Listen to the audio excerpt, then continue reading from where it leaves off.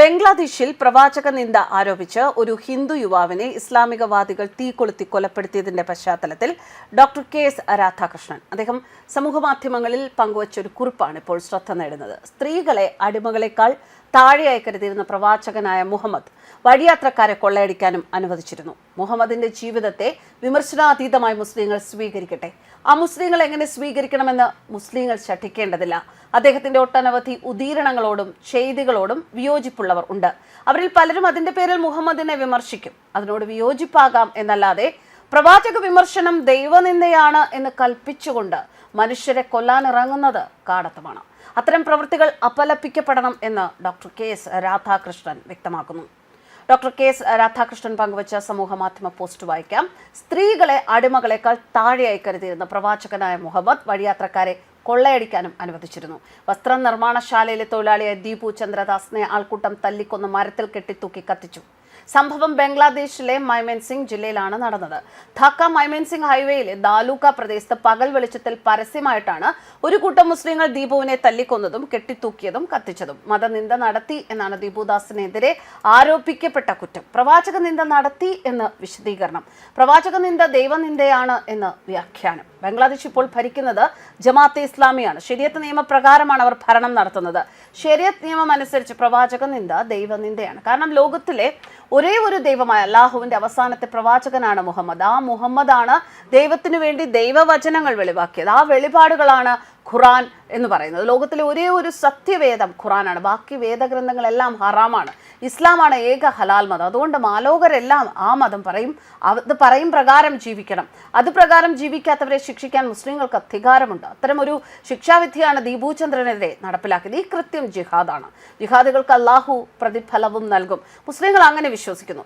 ലോക ജനസംഖ്യയിൽ മഹാഭൂരിപക്ഷം പേരും ഇസ്ലാമാണ് ഹലാലായ മതം എന്ന് വിശ്വസിക്കുന്നില്ല. അവസാനത്തെ പ്രവാചകൻ മുഹമ്മദാണ് എന്നും അംഗീകരിക്കുന്നില്ല. അള്ളാഹുവിന് വേണ്ടി ഭൂമിയിലെ മനുഷ്യരെ കൊന്നൊടുക്കി ജിഹാദ് നടത്തണം എന്ന് പറയുന്നത് കാടത്തമാണെന്നും കരുതുന്നു. ജിഹാദിൽ കൊല്ലുന്നവനും ചാകുന്നവനും സ്വർഗം കിട്ടുമെന്നും അവരാരും വിശ്വസിക്കുന്നില്ല. വ്യത്യസ്തമായി ജീവിക്കാൻ മനുഷ്യർക്ക് അവകാശമുണ്ടെന്നും അവർ കരുതുന്നു. ഇസ്ലാം മതം പക്ഷേ അതിനെതിരെ പ്രവർത്തിക്കുന്നു. ഇസ്ലാം പറയുന്നത് ലോകം മുഴുവൻ ഇസ്ലാം ആകണം എന്നാണ്.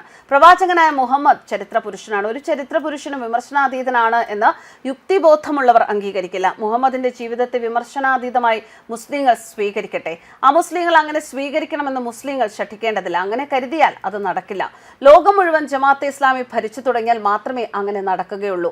അടിമകൾ, ക്രിസ്ത്യാനികൾ, ജൂതന്മാർ, ബിംബാരാധകർ, ബഹുദൈവ വിശ്വാസികൾ എന്നിവരെല്ലാം ഹറാമികളാണെന്നും ദൈവനിന്ദകരാണ് എന്നും മുസ്ലിങ്ങൾ കരുതിക്കൊള്ളട്ടെ. അത് മാത്രമാണ് ശരിയെന്നും ആ ശരി എല്ലാവരും അംഗീകരിക്കണമെന്നും പറഞ്ഞാൽ അത് ശരിയാകില്ല.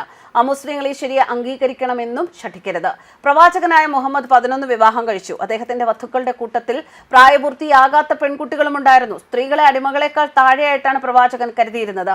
വഴിയാത്രക്കാരെ കൊള്ളയടിക്കാനും പ്രവാചകൻ അനുവദിച്ചിരുന്നു. ഇങ്ങനെ അദ്ദേഹത്തിന്റെ ഒട്ടനവധി ഉദീരണങ്ങളോടും ചെയ്തികളോടും വിയോജിപ്പുള്ളവരുണ്ട്. അവരിൽ പലരും അതിന്റെ പേരിൽ മുഹമ്മദിനെ വിമർശിക്കും.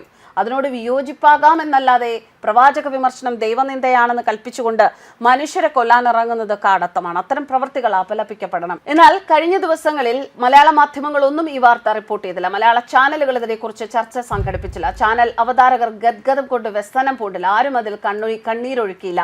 മനുഷ്യാവകാശ പ്രവർത്തകർ മൗനം പൂണ്ടു. സാംസ്കാരിക നായകർ സംഘം ചേർന്ന് പ്രതികരിച്ചില്ല.